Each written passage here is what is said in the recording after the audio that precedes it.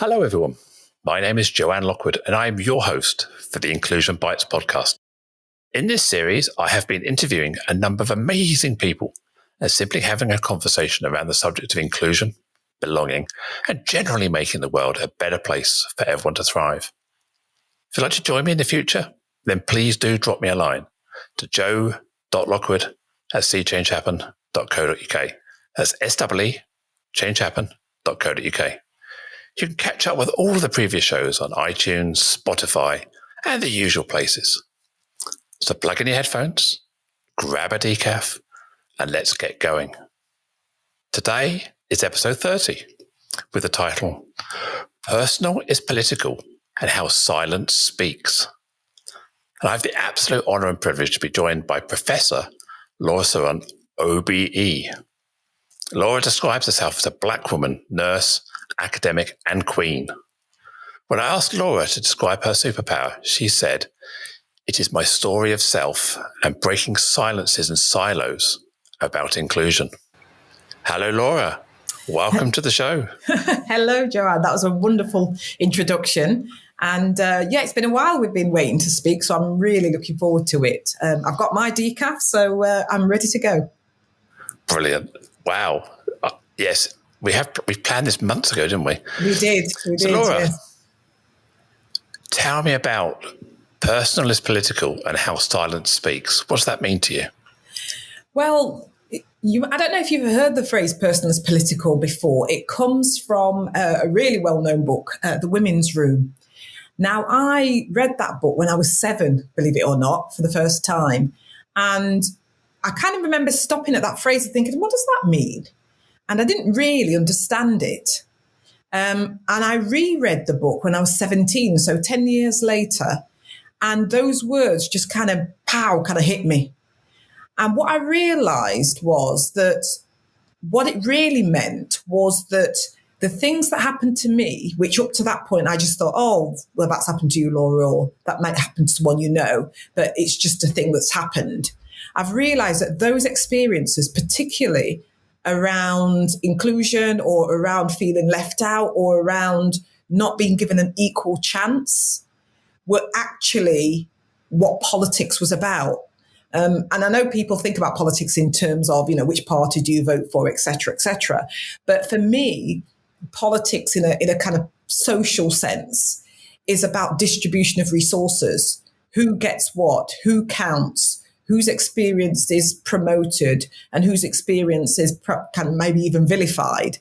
So the politics of living and the politics of living with ourselves is really what counts. So my personal experiences, our personal experiences are the political point.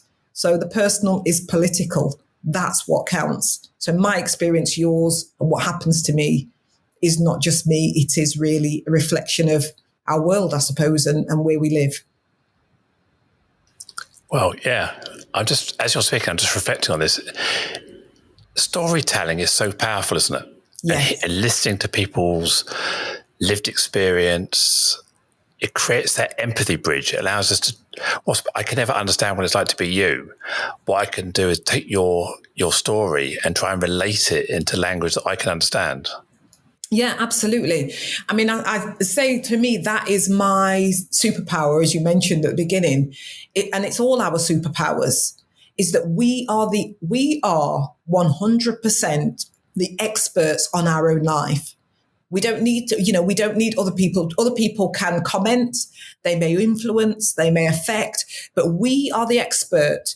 Because even when we all experience the same thing, we're all in the same situation. We all see and feel something different.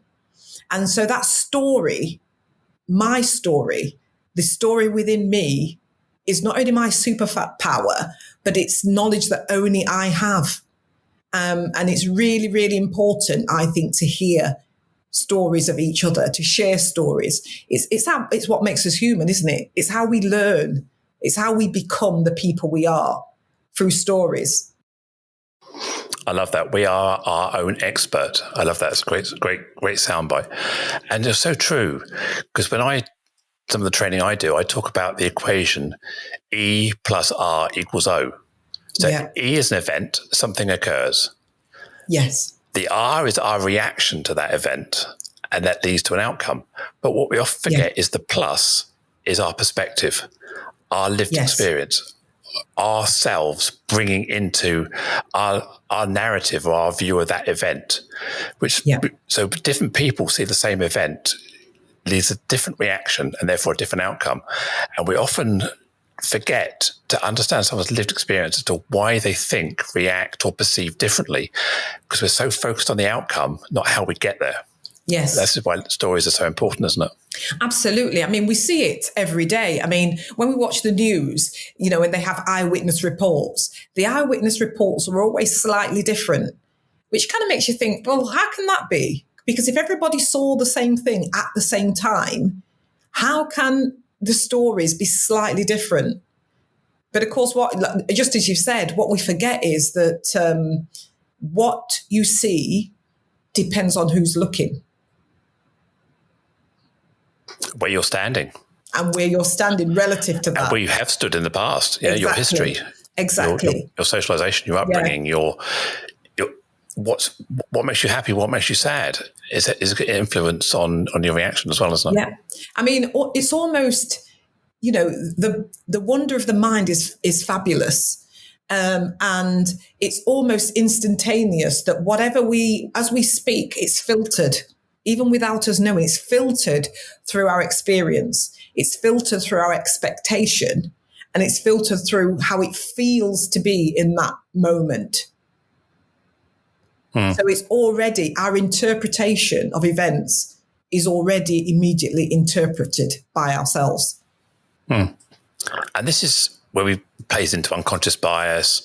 It plays into that whole perspective is also a type of bias, isn't it? Because it's our fast brain. We just go straight into memory, fill in gaps, make assumptions, etc., etc. And this all comes from our perspective and our lived experience, doesn't it? It does. It comes from our lived experience, but also I think as we are social beings, our lived experience is also affected by the people around us and their reaction as well. So almost immediately we're using our own experience, but we're also checking it out around. I mean, I don't know if you've ever been in a situation where an accident has happened, and I don't mean something catastrophic. It can be something, even as a small child, it can be something as easy as something getting knocked over, or broken. Almost immediately we've got the shock of looking at it, and then we look at each other. We're looking to see how other people are reacting. So we look for that kind of community of reaction as well, which is really important. Kind of that group think sometimes, that if you're not careful, isn't it? Yes. I mean, I often, the other thing I'm very conscious of is when we live in our tribe, our group, our socialized circle, our echo chamber. Yes. We have this intense need to belong to this group. Yes. We want to feel part of something. And often our views are merged into the groups. Yes. So we find it very difficult to have our own individualistic opinion for fear of shunning or ostracization from the group. I often talk about, if you're a Man United supporter and a Liverpool supporter, you almost imply that you have to have a rivalry. And you're not allowed to acknowledge something great about the opposition, despite the fact that you may want to, but because your group, your tribe polices you back into this conformity box, or you'll be kicked out and into the wilderness. And I think we've got to be very careful sometimes that what we use for safety in our groups and our family units, or wherever that may be, can often reinforce some biases or perspectives that maybe we're a bit worried about breaking out of. Yeah, because I think part of it is that there's an issue of personal safety that people feel, and that comes along with feeling accepted.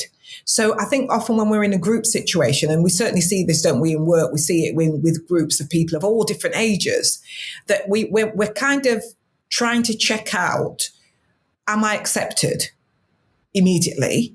And if not, what do I need to do to make myself accepted, or what needs to happen in order for me to be accepted. And that's part of the kind of, I suppose, unconscious way in which we measure our position within a group.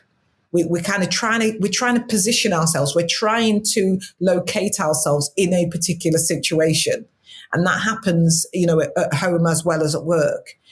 We look for clues that will help us to see whether we are accepted or will be accepted within this group. And that's where the belongingness, the inclusion, the bringing your whole self to the group, if you like, so that you know what you can bring, what you can't bring, what opinions are good opinions, what's out of kilter with the group. Yes. So all that social dynamic occurs, doesn't it?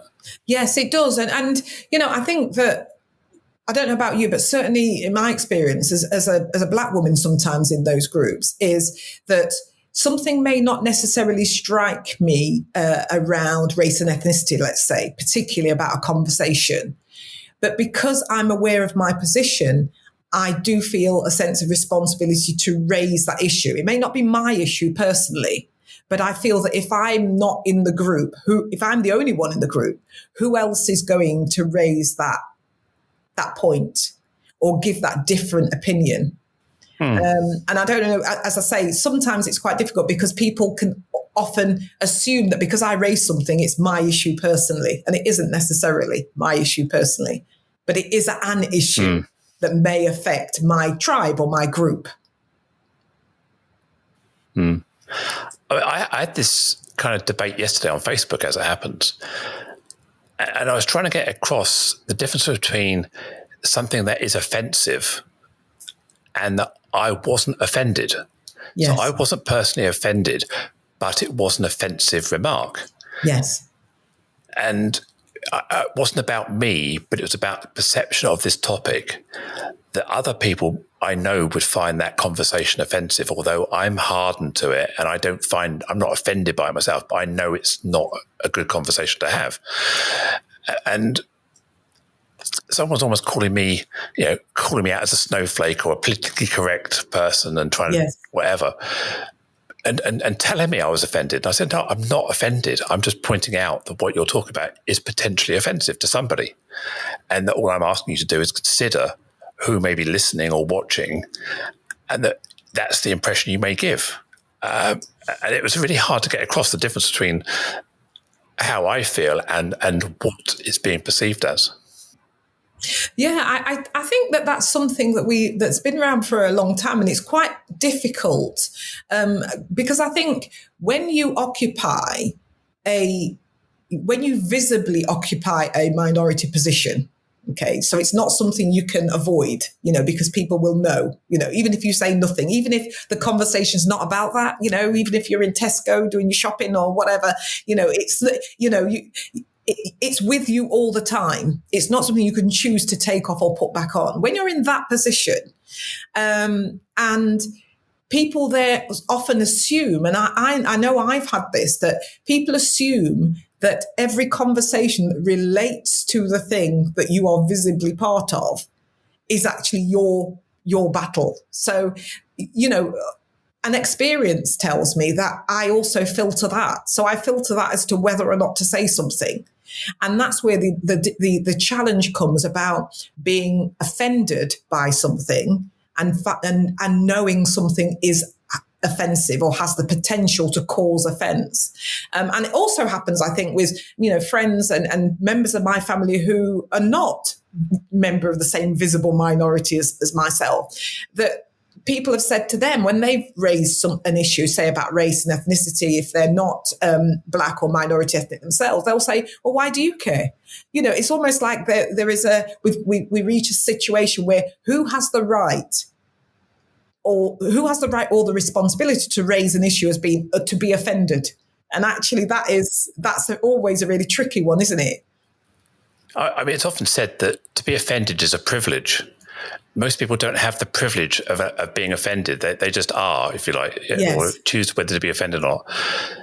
And you're right, so right about just being you sometimes. You feel this obligation to represent and be a role model for whatever your characteristic may be. And that can be quite exhausting. It is. Because it can be you feel exhausting that and responsibility. tiring. Because, like you say, you can't choose not to be, but there's always a sense of responsibility as well. And I say I do. It's a tightrope that I think that I learned to walk, because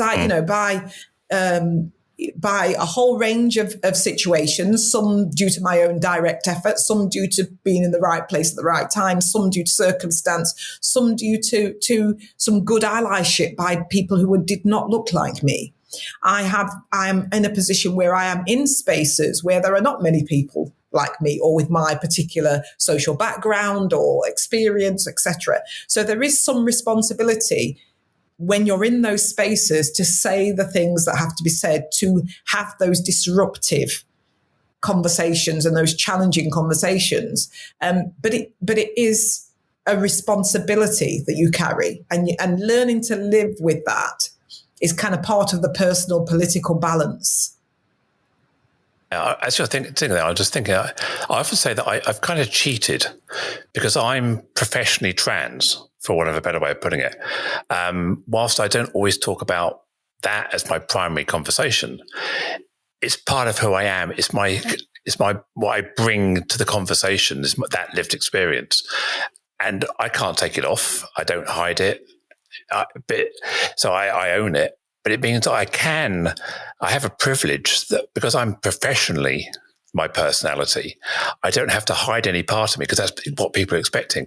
And I have a lot of empathy for people who are a Java programmer, an accountant, whatever, who have the same characteristic as myself or other people, and they just want to be a great accountant. They don't want to be professionally trans or black or whatever. They want to be an accountant. So I feel I kind of cheat sometimes because I'm allowed to be me because that's what I do.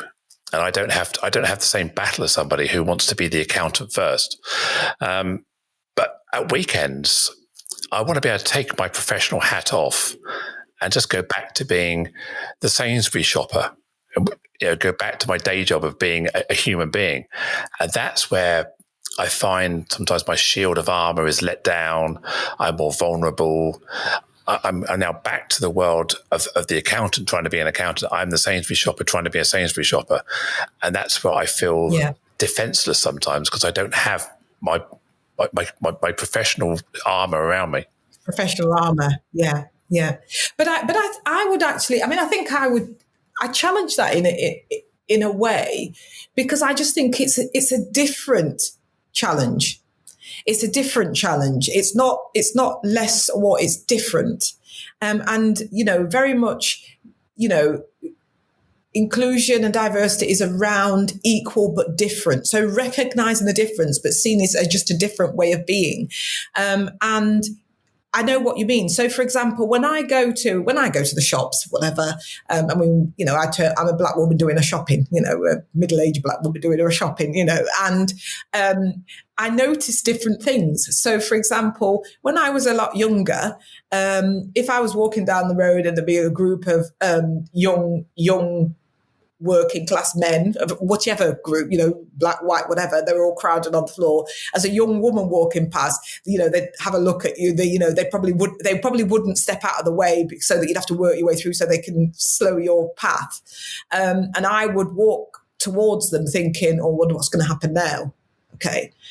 As a 57-year-old woman walking the same street, I walk down the road and they all step off the pavement. Now, I don't know. Now, I know that's politeness, but obviously they're looking at me and thinking this could be my mother or even possibly my grandmother. So I'm no longer in their sphere of having to create a reaction. I'm just, oh, you're all right. And they nod. And, even though they might be, being a bit boisterous with each other, they tend to walk and let me go past. And even if somebody in their group doesn't move, they'll say, move, and move them along. So there's something about we are differently presented and challenged. But on the other hand, professionally, as you say, when I turn up and I'm doing a presentation or I'm doing a talk, they know what they're getting. So they're expecting a politically astute, politically aware black woman to talk about inclusion and diversity. And they filter me differently. And I think that's what it is. But your vulnerability, so my vulnerability, I feel more in the professional space if people are not expecting me to look like I am. And that's the thing, isn't it? It's if I'm going to a meeting and it's not about inclusion and diversity, it's about something else. People may have spoken to me on the phone, they hear my voice. I'm not necessarily what they're expecting to walk through the door. And I've actually had people say, "Oh, you weren't what we were expecting." I don't know if you've had that, but you think, are you actually saying that out loud? Can you hear yourself? I've had something. Yes. I've had something very similar because the two sides of the work I do, some of it is around trans awareness, LGBTQ+, but a lot of the work I do is around more generic inclusion, belonging. I do audits, I do focus groups, interviews, facilitated workshops, those sort of things. And I don't signpost anything about me other than Joanne Lockwood, inclusion and belonging specialist. So I've stood up on stage in front of 600 people, and I know people are going to go, "Whoa," as soon as I start speaking, because my voice is not congruent with my visual image. And I know that's part of my reaction power, if you like. Yes. To throw that and land at the beginning and own the room and get people to look back and go, "Oh, that wasn't expected." But I've run training sessions recently for a European network, and they do evaluation forms at the end. And I've run this event twice, and twice I've had a comment on the evaluation form saying, "I'm really confused why Joanne's voice it doesn't fit with how she looks." And people have actually remarked about it. Do you think? They weren't so worried about my content. They were just confused by my voice. It's like, oh well, it's the way it is. Yes, well, exactly, and that's the thing. So I think that the point you're making about being challenged, I think we're differently challenged in different spaces. I was speaking. I remember having a conversation with my partner, and he's white, he's English, Yorkshire born and bred, all the rest of it, and for him, he notices I'm his first black partner. So he notices now things that I don't notice. So he'll go, not so much now, we're years down the line, but at the beginning he would say, "Well, people are looking at us." I'm going, "Yeah, they'll look." And for him, he couldn't understand why they're looking at us. It's because he's not had that within his sphere of experience. Now he has that. And now he says, "I just look at them straight back." But, before he was slightly confused. And it just shows that sometimes we're with our friends and our colleagues, and this happens at work, it happens at different places where, they're sometimes more likely to hear some of the negative comments than we are, because most people have a filter which says, "Well, actually, I'm not going to directly address this with Joanne. I'm not directly going to talk about this with Laura because I really like, and because I might be on unsteady ground." But they might speak to our colleagues, our peers, our families, our partners, because unless they out themselves as being related to us or working with us, people don't know.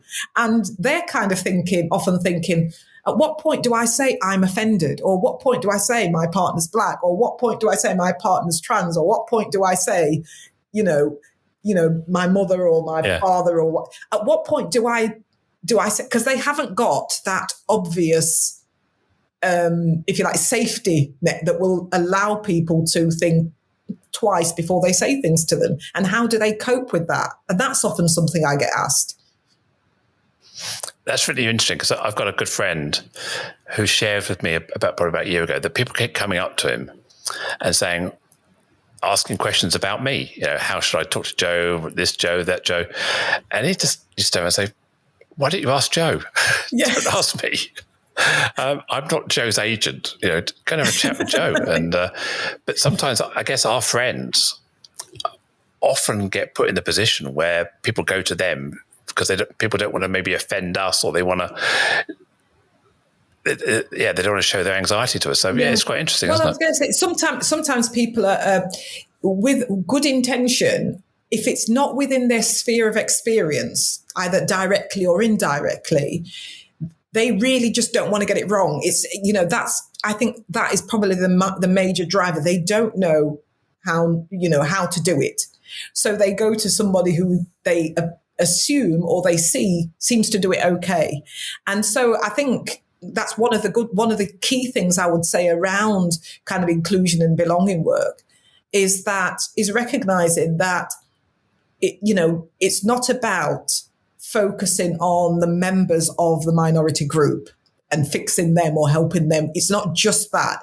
It's also more about the general population and kind of moving beyond just telling them the rules and regulations to giving people actual ways of living and working with inclusion issues every day. The everyday issues. What do I do? What words do I use? Is it okay for me to just ask, how do I actually approach that? And as I say, for them, we often don't know what people's personal lives are like when we're at work and we see them for that split second in business or just between 9 to 5, Monday to Friday. So, how do we help them so that they can be their whole selves? They don't have to hide the fact that their partner, family, sister, brother, best friend, whatever, belongs to the very group that you are using offensive language about or where they feel uncomfortable. Yeah, I don't know about you, but I know when someone has good intent, they're being curious, they're being respectful. And whilst in the back of my mind, I'm often saying, well, here we go again, another person asking this question. I also want to leave them with a great feeling about me, about people of my characteristic. So inevitably, I will always respond in a very positive way. Because I respect someone's honesty and curiosity, and I don't want to just push them away and get angry with them. Absolutely. And I think that is the key thing. It's not what you say, it's the way in which you communicate something helps people to understand your intent. When I was training as a nurse, and this is, way back in the early 1980s, when I was training as a nurse, one of the things that often struck me was patients and other colleagues that I worked with would ask me questions that I would think, well, surely everybody knows that. And I realized that they didn't know that because they'd never experienced it. They had lived in places where they'd never had a black next door neighbor or knew anybody in their family where that had happened. So, but what I felt was I was their first experience of that, or at least I made them feel that they could ask the question. And I always said to patients, to all the students as I grew up and started obviously supporting students and learners, to say, there's no shame in not knowing the answer. The only shame is not asking the question appropriately. So you just ask the question. And if people are more than happy, the whole thing about stories where we started, people love talking about themselves. That's just, they like to know that people are interested in them. And so that's why the intent of why you're asking about them. And more importantly, waiting and listening to the answer is really, really important. Yeah, the active listening, the mirroring, the nodding, the repeating the words. Yeah, very important. Yes. Going back to the phrase you said earlier, the soundbite, we are our own expert. Yes. So you don't need to ask somebody else about me. Ask me. I'm my expert. I'll know what makes me happy. I'll know what makes me sad. I know what you can do to help me. Yes. We talk about this when we talk about disability. People must also say, well, how can we make sure we're accessible for this person? Well, ask them. Ask them. Don't guess. Ask them, what do they need? And they will answer you. Yes, absolutely. And I also think it's about using some of the tools that we're given as reference points, not as an instruction manual. So often, we all have, or within businesses and certainly within learning and training, there may be lists or information given around different communities, just for knowledge of understanding, certainly around race and religion or belief systems or things like that. But they're not a instruction manual. They're more like a reference menu. So, if for example, I don't know, I know that in general, this community, this is something that may be an issue, or this is something that goes with this particular religion. That's the start of a conversation with the individual person to say, I've heard this. Is that true? What's your thoughts about that? Because we all live our identities. We all live our cultures. We live our positions differently, and that's where we, opening those conversations recognizing that you're, as you've just said, that we're already talking to the expert in the room. Even our parents don't know us as well as we know ourselves. And so, if you're going to ask, you could ask my parents about what happened when I was born, because obviously my memory of that is not quite as strong as it. But if you want to know what I think about something, what I want you to call me, how I'd like you to approach me, what I'm happy to be engaged in, then you need to ask me and take the time to listen to my answer. Don't pretend to ask me. Don't do a survey and then have allow me to see nothing changes based on my responses. And that's not the same as doing what I say. That's actually being evidencing that you're listening. That is so true. I mean, that is so true. I mean, people claim about survey fatigue. It's not survey fatigue, it's lack of action fatigue. Yeah. People get frustrated by being asked what they think and nothing ever coming of it. That's the struggle people have. Absolutely. I mean, go on, sorry. I was going to say, absolutely. We see it in research. A lot of the research that was done in the kind of 60s and 70s around different communities, a lot of the anthropological, that's a long word for a Wednesday morning, anthropological studies, what they actually show is that people get tired. There's someone much more famous than me who said, people get tired of engaging in work which does them no good. Well, they don't understand the outcome. They don't see any change, any difference. No action follows the inquiry. An analogy I often use is the difference between blowing into a straw and blowing into a balloon. With a balloon, you blow the balloon, you can see and feel the balloon expand. You've got a reaction. Yes. With a straw, you're just giving and there's no feedback. Yes. It becomes tiring, it becomes exhausting and frustrating. Whereas the balloon, you've got a reward, haven't you? Yes. That's the difference. Yeah, absolutely. Absolutely. I think that is absolutely key to that. I remember from when I was a lot younger, when people used to say to me, Laura, what do you think about this? And I used to say to them, if you don't want my truthful opinion, don't ask me. Because I'm not going to give you the answer you just want to hear. And then also, if I've given you my story, given you my opinion, given you my thoughts, I've invested in this. So where's the return on my investment? How is that going to do me good? And I don't mean necessarily financially, individually. How am I going to feel that my contribution makes a difference? Can you answer what I call the so what question? So you're asking me what I think. So what difference is that going to make? Yeah, or what's your why? Why does it matter that I have an opinion? What are you going to do with that? Exactly. And that's often the mistake businesses make when they're implementing D&I policies or processes. So what? It's the why. Why are we doing this? What difference are we going to make? What's the outcome? Yes. Exactly. And what difference does it make here in this business? Not what difference does it just make to the world? I mean, we all have the altruistic, we all do our little bit and it changes the world. Absolutely. But in a business sense, why is this important and how is this important? And how will I know that this particular business has made those efforts? How will I know that what I've contributed within the organization I work in is valued? And the only way I know that is by seeing, they used to say the why, seeing the responses. But if everything's just the same, when we just this week is, 1 year since George Floyd. If everything is the same, so what? Too often people are focused on these performative actions, we've got to do the right thing. It's the hygiene, it's the compliance. Yes. We all know that to make something sustainable, it's got to have a business outcome, and beyond it's the right thing to do.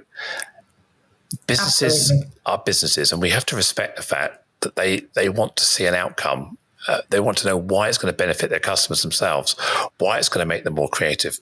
Because we've seen the McKinsey reports, we've seen the stats, we all know about diverse, inclusive companies are more this and more that and more the other. Yes.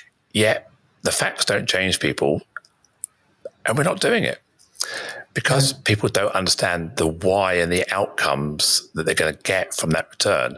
And they don't join up their processes. They don't have their hiring teams aligned with the marketing team, aligned with the business objective and the operations objectives. Hirers go off and hire as quick as possible, whoever's available, without thinking about the overall goal of the organization from a D&I perspective. Yes. And the product design didn't always consider all of the people. So, we often think of D&I as this people function. Yes. But it's more than a people function. It's a business function, isn't it? It is. It's very much a whole systems approach is what they need. Because otherwise people get stuck and also people are let down. And, bad news travels fastest. So, it's not enough just to appoint somebody from a diverse background into a role if the system that you're putting them into hasn't been considered, because then they just fail. And then that's another failure. And then that's also somebody else who has invested their time and themselves for you. But also business-wise, it also reflects badly. It always reflects badly. Well, the theme we started with is storytelling, and you shared a great way of getting to know somebody is ask. So I'm really, really curious. We spoke before we went live on the recording about some parts of your identity that you're really proud of as part of your background that's brought you where you are now. But before I talk about that, I'm really fascinated about you're an occasional poet. So Yes, what kind of poetry are you writing and what's it about? It's interesting. I've been writing poetry for years, actually, for a long time, but not just for myself. Poetry is my way of what I would call downloading my brain. I've got, I'm one of these people whose brain always seems to be on the go. And sometimes I get stuck, like you've got to kind of reboot your computer. So poetry is the way in which I download some things that happen. And it literally has just been the way of doing that.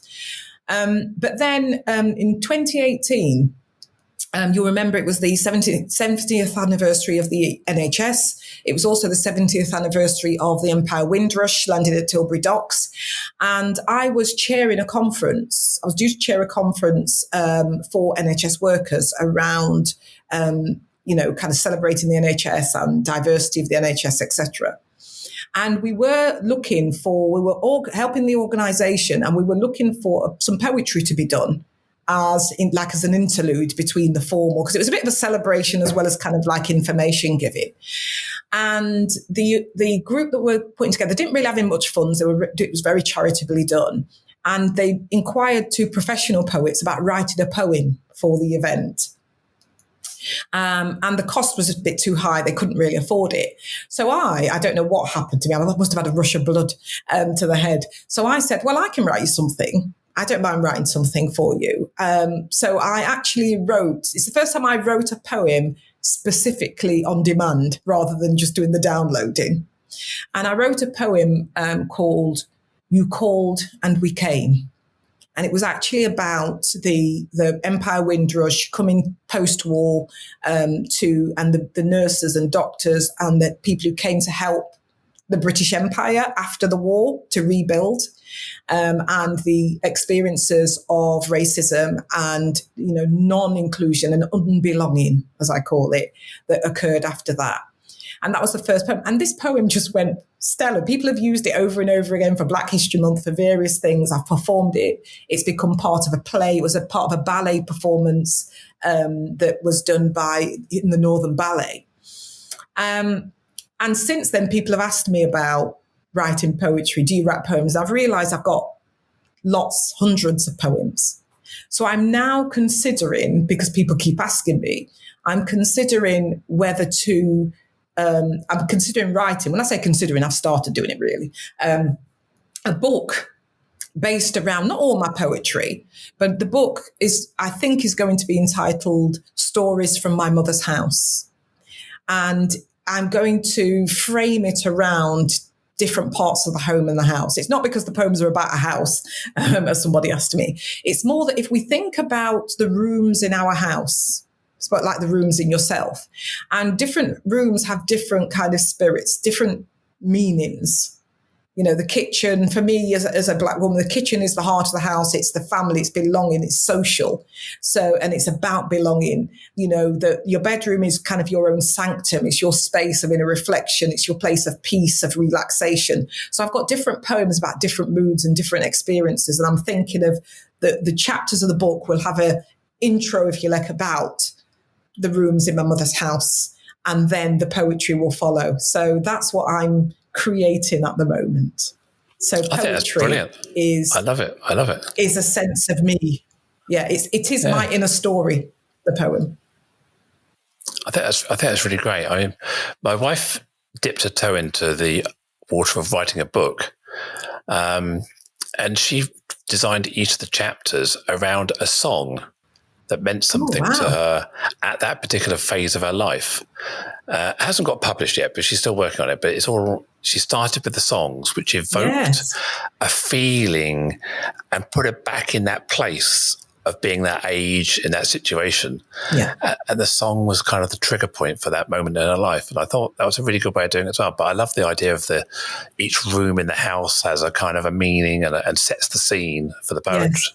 I think, for me, it's poetry has always been my inner, my self story, the stories I tell myself, if you know what I mean. And I think that for me, there's something about the timing of stories needing to be told. So the silence is it for me. I have a thing about silences, and this is where we get the kind of silence speaks, is that our experiences, all the things we've talked about, the stories of self, are our silent stories. Our experiences are silent until we choose to share them. And we are the safeguarders of ourselves. And, you know, we are our own main protector. And so we do filter and we choose which stories to tell. So, but there are times when something happens or you witness something or you experience something or your business is going through something where the silence becomes so pressured to speak that it starts to scream. You know, it reminds me of that painting of the scream. It's a silent scream. And the power that there is in those untold stories of ourselves is huge. And what I learned when I wrote the Windrush poem is that what came out was the untold stories of making that sacrifice, the untold stories of the generations. We had the Windrush scandal, and what we heard was the untold stories of ordinary people giving of their best for a cause and the consequences of when their stories were not heard.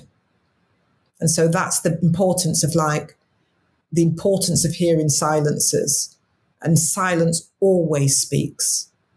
It's never truly silent. But we don't always hear it. Whoa. Yeah. Powerful. Very powerful. I completely relate to that. Yeah, it's often what is not said rather than what is said sometimes, isn't it? Absolutely. When we sat in that room, we're all looking around at each other. When something happens, we go back to there's an accident, and instead everyone looks. The silence is deafening. But I also think silence is powerful, to allow silence to just be, and allowing everybody that time to think, to reflect, to pull their thoughts together. Because we live in a world where we want to keep filling this vacuum of silence with noise. Absolutely. But to allow people that introspective time, that thought generating time, rather than just pushing people to have an opinion now. So yes, take your time, pause. Interesting. Yeah. And I think we sometimes have to give people permission to take time, because we're in this fast world where everything has to be day before yesterday. And, you know, we're still, you know, living through COVID, and we've all been through a period of time where the world's been a lot more silent. And, you know, COVID hasn't created the issues that we've seen, but it's allowed a space where we can hear what's already there. And I think that is often what many businesses are seeing now, certainly around inclusion and diversity. You know, the things that have happened over the last year have actually made us stop and see the world we're already inhabiting, whether that's the business world, our social world, the world of the TV, whatever happens, we are seeing what already exists, or we're hearing those stories. This is a really, really great time to listen to the stories that are already there in your space. I'm also, as you're talking now, I'm thinking about the power of looking at photographs without a noise, without any sound, just yourself being absorbed, using your sight sense and being really in tune with what the photograph is saying to you. Yes. Because often we watch telly and they put background music or there's someone talking over it. But to truly study that image and the power and impact that makes about the story it's telling, and writing your own story about the image, putting your own spin on what you see. Absolutely. One of the things that I often ask people when I coach them is about giving them time in the coaching just to be silent. And I ask them the question, what's your silence telling you? And that's what we get from pictures too. Not what is the picture of, but what's that picture saying to you? And that's usually your inner voice. That's your own story that's speaking to you, your self-speak. It must be really powerful to have a group of people all narrating a picture with their own lived experience and perspective, and seeing different emotions coming out of that same, again, event, reaction, outcome, that perspective on what they're seeing. And that tells a lot about their lived experience and their own story, doesn't it? Maybe their pain, maybe their happiness. Absolutely. And if you go back to historically, that's what we did, didn't we? We sat down and we told stories, whether we were watching the fire, whether we sat, before the world of fast forward and online and, box set binging. We sat and we told stories. And in those stories, just like with books as we do now, when someone tells you a story of herself, you actually hear your own story, how it relates or not, how it's different to that one, how, something that you'd never perhaps considered before. And that comes out of their story. And you get much more of that from personal stories than you do from a manual giving you instruction. Because it doesn't evoke that human emotional connection and potential that we have in our stories. It's always much more interesting to hear a story about what happened than to read about it. Well, I'm going to ask you another story about yourself. So I know you're immensely proud to be a professor, to be awarded an OBE, and also appearing on as the 8th most influential Black person on a power list in 2018. So yes. I know you're immensely proud of that. So tell me that story. Well, I can't tell you how I ended up on the power list, because I was nominated, kind of, what's the word, anonymously. So I never knew, you just got this thing. And the same, I suppose, with the OBE. And I think the professorship was different because that is the culmination of years of work, of research work, of policy work, of advocacy work, of development work around health disparities, particularly. And the OBE was a nomination which I got was for services to nursing and health policy. I've worked on many health policies, both in the UK and overseas, which all have an element of focus on equal chance, as I called it. The first policy I worked on was one that was published way back in 2001, which was the first sexual health and HIV strategy for England. And the reason these things are proud, because the OBE and the policy work has always been focused on diversity and inclusion in many senses and disparities. And I think about the people that I met along the way. And the OBE to me is a reflection of them. who were certainly working in the early and mid 80s around HIV and AIDS. It was AIDS, it was before HIV, working with communities who were vilified by nature of their sexuality, of just being themselves. The hundreds who died, the people who lost their jobs, the people who had their houses firebombed, all those things. And here I am, 20 years plus later. And that OBE is a reflection of their voices. And my responsibility to ensure that their voices and their experiences were included in every line of that policy that pushed it where it needed to be pushed. And the professorship is, if you like, the professional bit that comes along with that, the writing. The book we talked about will be my first non-fiction book, but I've written textbooks, journals, articles, etc., policy documents, all that kind of thing. And for me, this is for all those people who should have got an OBE, who should have been given recognition for the work that they did, private, voluntary, all that, the Windrush generation, my parents, the ancestors. That's why I'm proud of it, that it's not only my efforts. I'm not here. I didn't arrive here on virtue of my own efforts. But definitely for me, the allies that I had along the way, those people who pushed me when I didn't want pushing, who prodded me when I needed prodding, but I didn't want to do it, and who actually just stood me up, brushed me down and kept me going. And that's why I'm proud of it. That's so true. I mean, I hear many people who have been awarded an OBE or similar, that they all would tend to say, it's not about me. It's about, I was just the visible person at this. It's everybody else. It's the impact we've all had in changing people's lives. Yes. And I just happened to be the one that got picked to be recognised. It's. And I always look at the New Year's Honours and think about the impact that people have had on lives, and that's what the OBE and similar awards are about. It's not about you as a person. It's about what the impact you've had on others. Yes. And the impact on society in a positive way. So I think that's amazing. And what it's for. Absolutely what it's for. It was the first person, although I didn't know it at the time, the first person that I nursed. When I say nursed to death, I don't mean I nursed to die, but, who I nursed. That's always true. I nursed death. The first person that I nursed who died as a result of complications associated with AIDS was in 1982. And the dignity of that man and what he taught me about the best and the worst of humanity will stick with me. That was 1982. So, when I went to the palace and I got that award and received it, his was the face that I saw.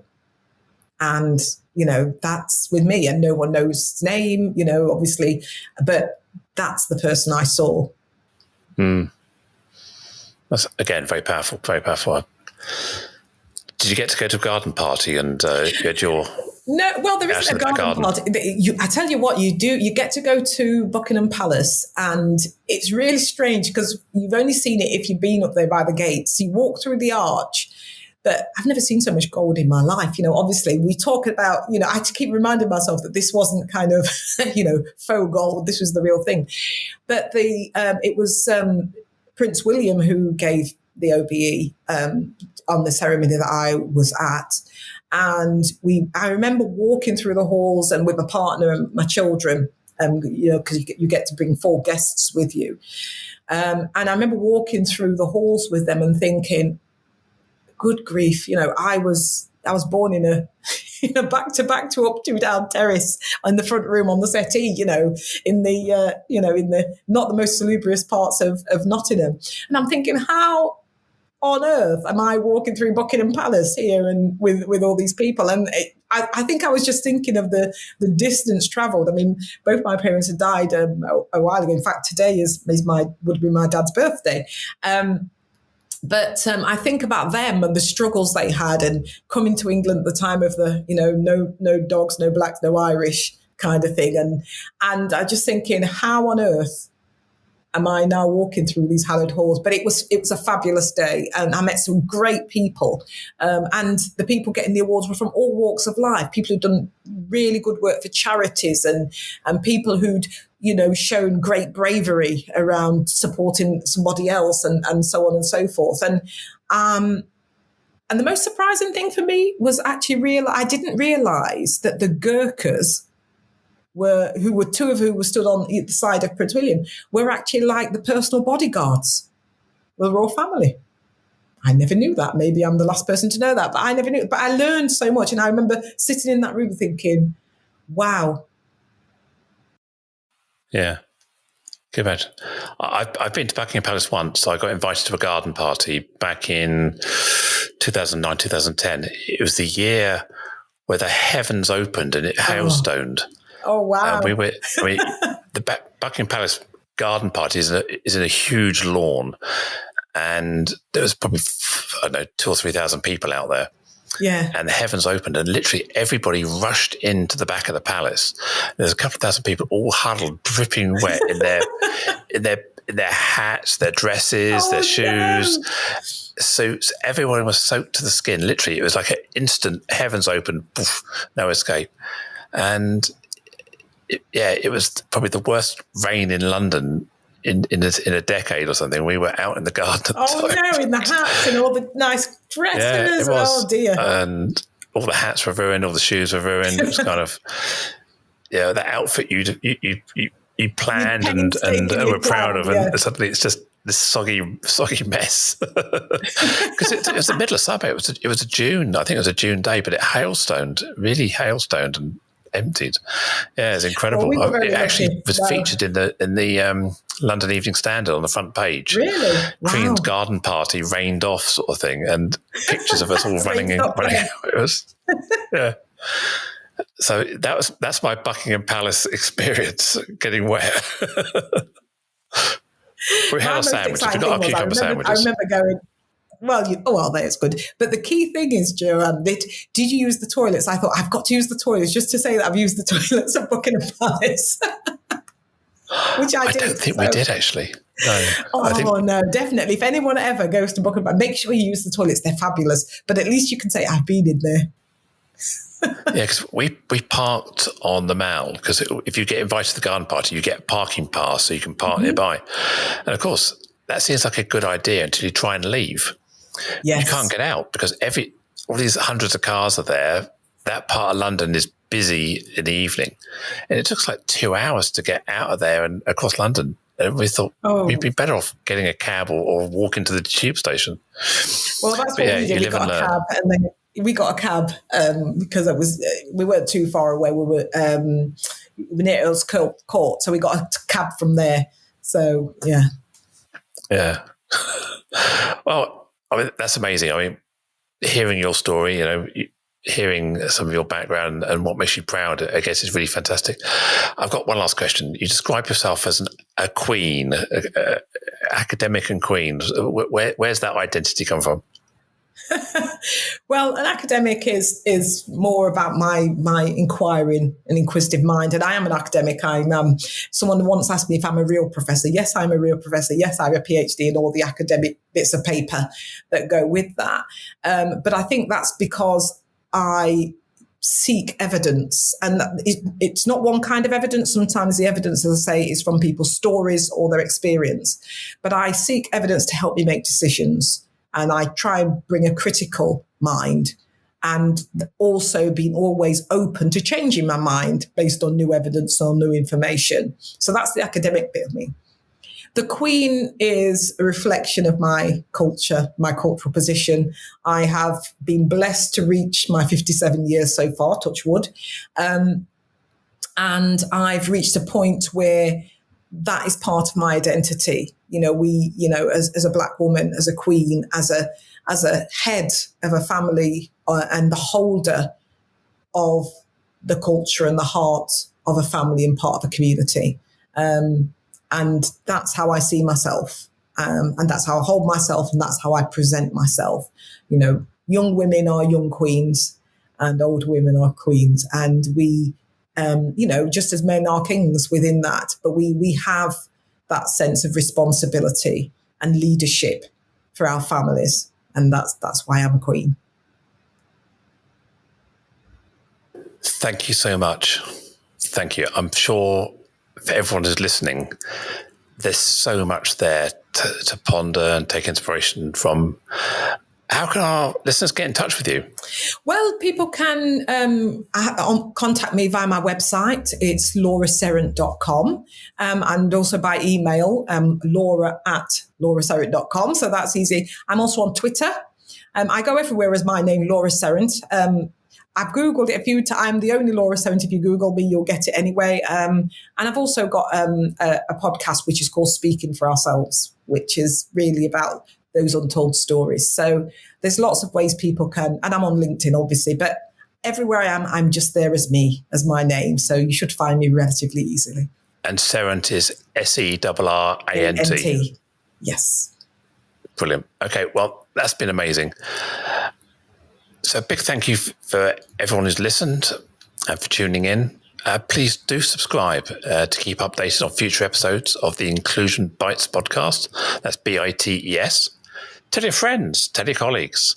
I've got a number of more. Well, could they be more exciting? I don't think so, but I have a number of exciting guests lined up that I'm sure you'll also be inspired by over the next few weeks and months.